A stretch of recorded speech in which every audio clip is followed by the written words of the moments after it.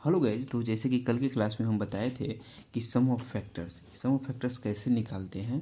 तो इसमें हम एक लिए थे एग्जांपल 48 का। इसी कड़ी में अब हम नेक्स्ट एग्जांपल लेते हैं। नेक्स्ट एग्जांपल हम लेते हैं, जैसे लिए हम 20। अब 20 का न पहले हम फैक्टर करते हैं, 2 दूनी 4 5 20, यानी कि 2 का स्क्वायर गुने 5। अब 2 का स्क्वायर गुने 5 है, तो इसमें टोटल नंबर ऑफ फैक्टर कितना हो जाएगा? तो 2 का पावर 2 है, यानी कि 2 + 1 3, और 5 का पावर 1 है, तो 1 + 1 2, यानी 3 दूनी 6। ये टोटल जो 20 का जो टोटल नंबर ऑफ फैक्टर होगा वो हो जाएगा 6। अब इसके बाद आप अपने मन से बताइए कि 20 का कैसे निकालते हैं, फैक्टर हुआ क्या, कितना फैक्टर हुआ, कैसे होगा? तो देखिए 1 2 4 5 10 और 20, यही होगा 6 टू फैक्टर। अब हमको निकालना है सम ऑफ फैक्टर्स, यही हम पिछले क्वेश्चन में बताए थे। तो देखिए इसका जो फैक्टर जो होगा ना, उसका अंकों का योग, यानी कि फैक्टर का अंकों का योग। तो हम कैसे निकाले? तो बताए थे ना, 2 का पावर 2 है तो 2 का पावर 0, 2 का पावर 1, 2 का पावर 2। यदि 2 का पावर 3 रहता है तो हमको 2 का पावर 3 तक लग जाते हैं। जैसे यहाँ पे 5 का पावर 1 है तो 5 का पावर 0, 5 का पावर 1, बस इतने पर रुक जाना है। अब इसके बाद 2 का पावर 0 तो 1, 2 का पावर 1 तो 2, और 2 का पावर 2 तो 4। अब सभी को जोड़ ले, 4 2 6 1 7, और गुने 5 का पावर 0 तो 1 हो जाएगा, और 5 का पावर 1 तो 5 हो गया। तो 2 4 2 6 1 7, और गुने 6, 5 1 7 7 42 हो गया।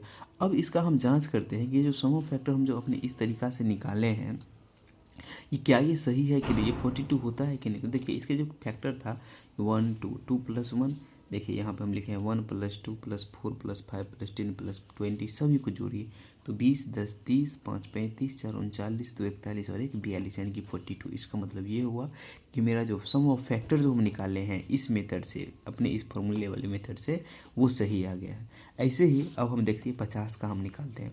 तो 50 को क्या लिखेंगे? 2 पंचे 10 बचे 50, यानी 2 गुने 5 का स्क्वायर। इसकी लिखेंगे 2 का पावर 1 गुने 5 का स्क्वायर। पहले हमको फैक्टर निकाल लेना है, प्राइम फैक्टराइजेशन। तो प्राइम फैक्टराइजेशन कर लिए।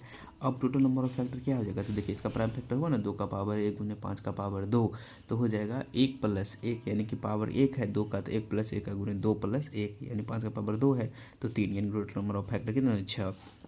अब सम ऑफ फैक्टर्स तो जैसे वहाँ पे किए थे कि 2 का पावर 2 था तो 2 का पावर 0 1 2 तक ले गए थे, वैसे यहाँ पे क्या है, 2 का पावर 1 है, 2 का पावर 0, 2 का पावर 1 है इनटू, फिर यहाँ पे 5 का पावर 2 है तो 5 का पावर 0, 5 का पावर 1, 5 का पावर 2, तो 2 का पावर 0 1 प्लस 2 का पावर 1 तो 2, तो 2 1 + 3, फिर 5 का पावर 0 1 5 और 25, ये 25 5 30 31 गुने 3 93 हुआ ना।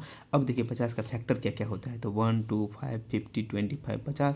अब 1 + 2 3, 5 + 10 15, और ये 25 और प्लस 50, तो ये क्या हो जाएगा?